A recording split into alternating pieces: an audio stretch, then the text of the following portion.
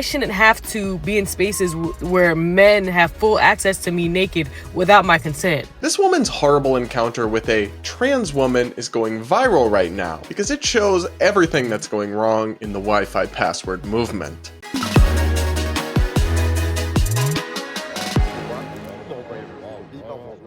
We're going to break down this viral video in today's episode of the Brad vs. Everyone podcast, my daily show where I take on the craziest ideas from across the internet and across our politics, all from an independent perspective. On Fridays, we don't cover the increasingly depressing and frustrating news cycle. We just pick a viral video to break down and dissect to ease our way into the weekend and try to avoid too much additional delulu. But unfortunately, we're not going to be able to avoid that today because the viral video we've got to watch is from a woman who had a horrible experience at a women's only part of a spa that she talked about on TikTok and worried that even voicing her concerns would get her labeled transphobic. Let's take a listen to the beginning of her video.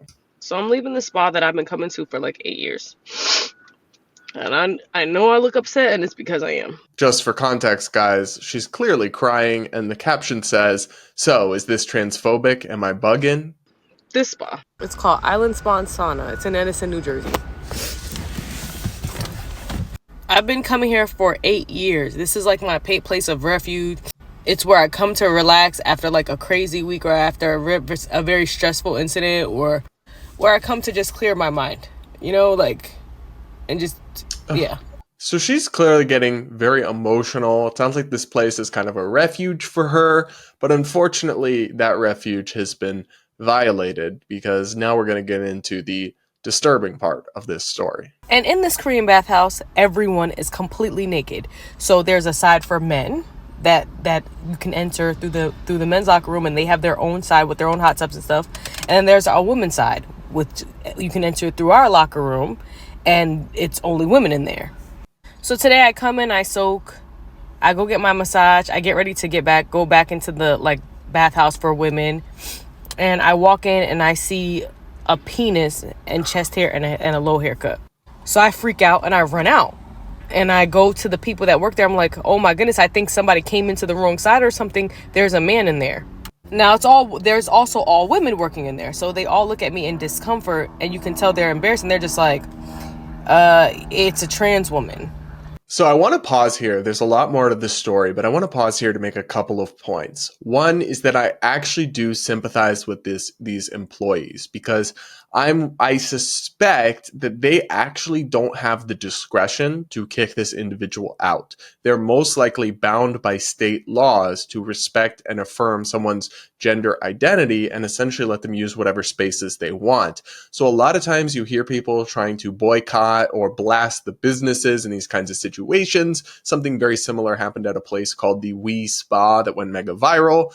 And I get that impulse, but I'm not sure it's necessarily fair because both sometimes the corporations have policies that these individual employees can't change, but also sometimes these businesses are bound by state laws and they really have no choice but to allow this madness. So I want to be clear about that you shouldn't necessarily blame this business depending on what New Jersey's laws are. Well, they do in fact have laws that protect gender identity. So you would have to allow somebody to use whatever facilities they identify as with under those protections, which is one of the problems with that kind of sweeping legislation. And secondly, I understand that this person may have identified as a trans woman, and that's what they were told at the counter and what these employees were led to believe. But this person is not an actual trans woman. An actual trans woman is somebody born biologically male that experiences intense gender dysphoria, so they transition as an adult to live and present as if they are the opposite gender, and they're trying to do everything they can. I have friends who are trans women. They're trying to do everything they can to blend in as women, and they're respectful of women. They're not trying to make you uncomfortable. They would never go around with a beard and chest hair and a short haircut. They would be doing the opposite of all of this. And an actual trans woman is typically very self-conscious about their male genitalia, so they would never want to flout it in public. So what I suspect is the case here is that what you encountered was not an actual trans woman, but a fetishist. A male who gets off on the idea of themselves as a woman or on exposing himself to other people, especially women, in this kind of a facility. And that is sick, but it's not like, I almost feel bad for actual trans people that they get lumped in with this, because I don't think it's an actual trans person. I think it's a perv exploiting the system. And so I do feel somewhat bad for the trans community, but most of all, I feel terrible for this poor woman who really seems shaken up and seems to feel really violated by this experience. And it's just more proof of a world gone mad, if you ask me. But let's hear the rest of her story. Today I'm going to show you how to use pumpkin spice pronouns in sentences, so let's go. I can realize it.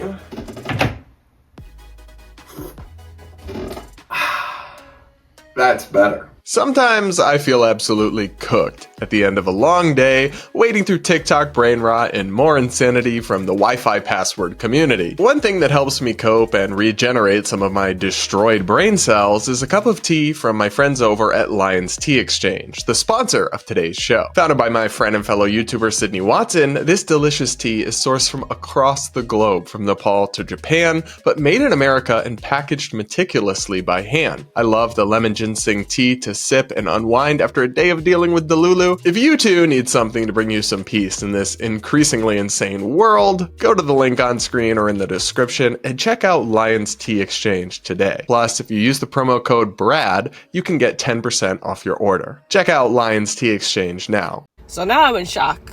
Sorry. I'm in shock because this person saw me completely naked, without my consent.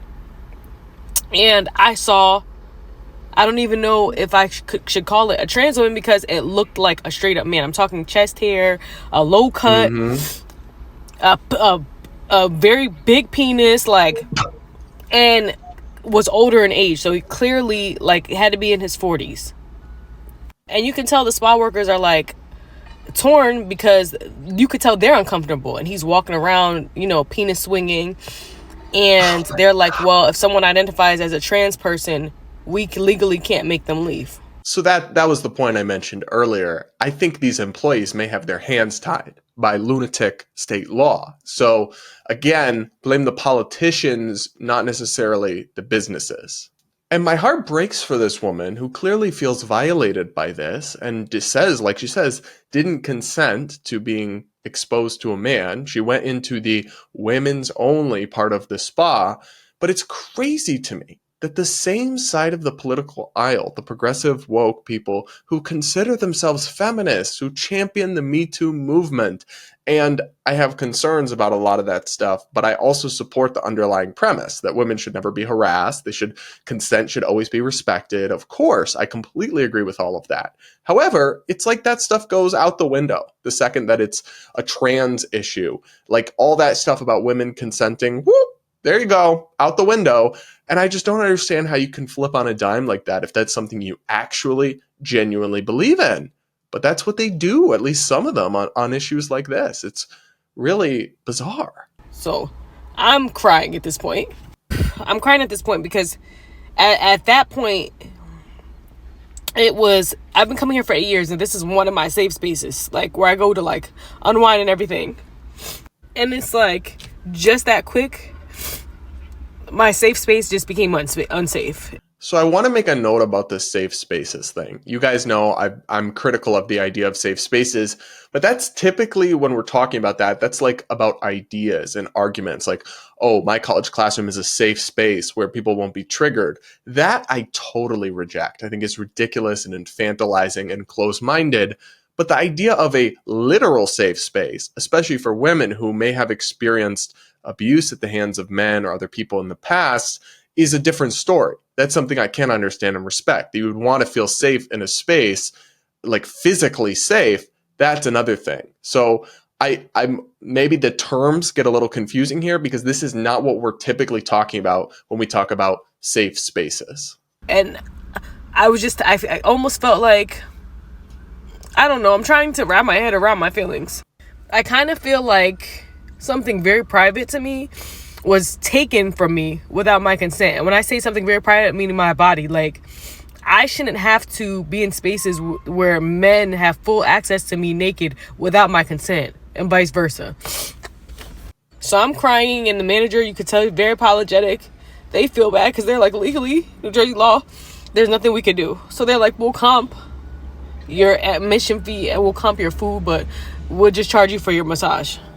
So I immediately, I eat, I immediately get dressed, and I leave, and I'm at the front desk, like, and I'm embarrassed that I'm crying because I'm like, this shouldn't feel this, like, intrusive. But, like, I felt like, I don't know, I felt embarrassed because we're kind of, like, conditioned to feel like, oh, everything's transphobic. Like, me even feeling this way is transphobic.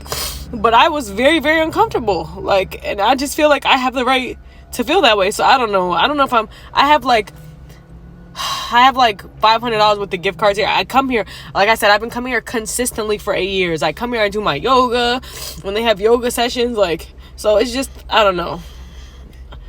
Help me to wrap my head around this, guys. Like, am I bugging right now?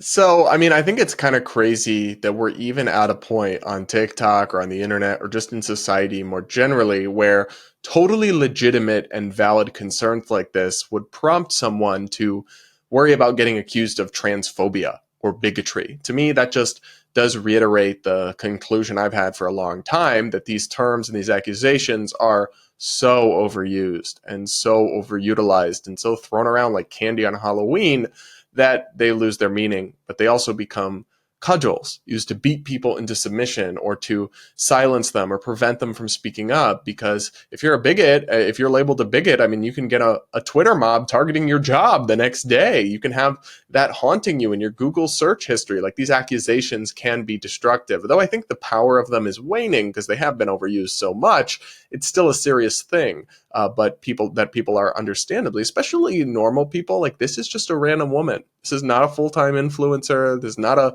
journalist or political commentator. They don't have the same platform to defend themselves from accusations of bigotry or independent income streams. Like, if somebody labels me a bigot or whatever, I can refute that to my audience and have them all share the clip. I also have my own independent business. So it's like, I'm a little more able to withstand that, but a random person who gets tarred as a bigot online, that actually can be really harmful and destructive for them in their life. So that worry silences people. So I'll just say, like, kudos to this woman for even speaking out in the first place.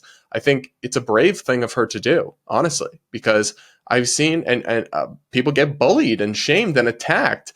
Even, I mean, because she refers to the male in this video as he and a man, she could get attacked for misgendering or whatever. So I do think she's being brave by publishing this video and publicizing her experience. And based on the comments section, it's an experience that a surprising number of women have had. One person wrote, "So sorry, I work at a spa. Fortunately, in the last 2 years, I've only encountered it twice. However, both of those times it felt so wrong and our hands were tied." Another person said, "OMG, this happened to me over the summer at my Korean spa in New York. I felt so uncomfortable. I spoke to the front desk, but just like you, they said they cannot do anything. I felt extremely violated." Another person wrote, "You are 100% in the right. I had something similar happen to me in a gym locker room, and I felt incredibly violated. It's a subject that needs to be addressed more. It's not fair to biological women." The person wrote, "So many of us feel the same way, but this is a new world now, and we cannot even talk about it out loud. Thank you for being brave and posting this video." So like I said, I don't actually think this person is a trans woman, but when you have gender self-ID and anybody can legally just identify as whatever they want with no actual certification process or medical diagnosis or anything necessary, like many blue states have, then anybody can take advantage of these rules. And that's what happens in situations like these. They get hijacked by fetishists, and then women are victimized in really horrifying and disturbing ways, like this woman recounted. And she did point out, as others have in these other states like New York, that in blue states, oftentimes the businesses have their hands tied by state law. So again, don't be quick to blame the business, let alone the minimum wage employees or whatever. It's not necessarily up to them or their fault. But this has to stop. We have to be able to have some sort of reasonable middle ground where Trans people are free to live their lives and go about their life as will make them happy, but other people's rights aren't violated like this. That is when you know your movement is going too far. When you're literally arguing that males have the right to enter women-only spaces and flash them, and that's part of your human rights, you know you've lost the plot. And I take special issue with this as a gay person because the LGBT movement, the alphabet soup, Wi-Fi password community, all these professional victims and activists have tied my rights, gay marriage, anti-discrimination law, all that stuff to this. They've tied it to things like the Equality Act that would legally enshrine this kind of thing nationwide. They've actually said that this is all one and the same. It's all part of the same thing. It's all LGBTQIA2 spirit plus. Of course, it's not. A male who gets off on flashing women in a spa has nothing to do with me loving who I love and my life and my rights. But they have somehow lumped it all in together. And I really resent that, both as just a moral principle, but also as a matter of just political strategy. If you tell people that in order to accept gay people, lesbian people, or even trans people, they have to accept this lunacy, they will reject the whole thing. And we will see backsliding, not progress, in LGBT acceptance and rights. In fact, we're already seeing a little bit of that right now. I found this whole story really disturbing, and I hope we can raise more awareness about these issues that are real. They do happen. This is the kind of thing progressives say doesn't happen. It's made up, right-wing fear-mongering. That's what they said about the Wee Spa incident, and it was proven to be true. They said it was fake news, and then the story literally was true. It was a trans woman flashing women with their male genitalia.